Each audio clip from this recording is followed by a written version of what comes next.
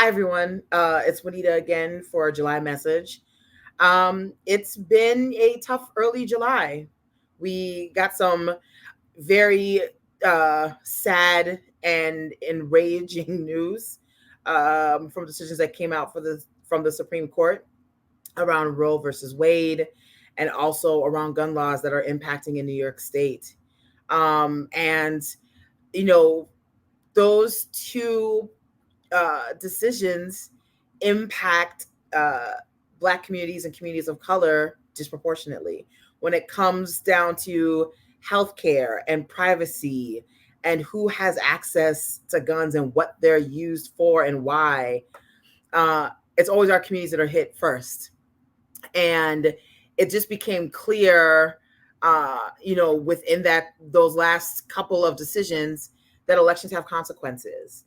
And that's why the work that we do at CVH around voter education and voter engagement is so critical for folks to connect things that they care about, and being able to translate that into, who are the people who are running for office that will work on the things that I care about, work on those issues and policies that are truly impactful to me, and being able to hold them accountable to that, to see those changes happen, is just critical and real.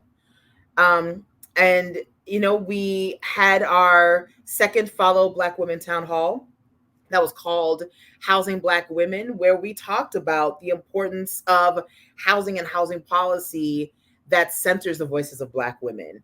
And so our panelists were Ana Maria Archila and Delcinia Glover, and moderated by Barika Williams. And we just had such an amazing conversation. The amount of brilliance that was on that panel was inspiring. We were able to talk about historical things, right, of how things were impacted around housing policy, from redlining and housing segregation, but to also just give a vision to why we wanted to see something different in our communities. And so it was just good to be on that stage with these women, to have that real conversation about things that we talk about on a regular basis in our communities.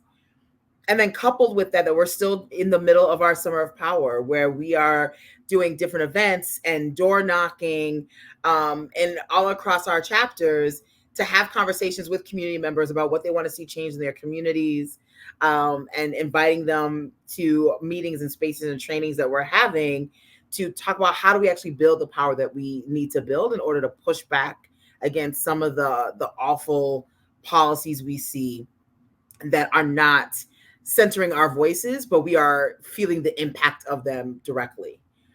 And so as usual, I'm just honored to be in the fight with all of you, and encourage all of you to become members of Community Voices Heard, so we can continue doing this fight together.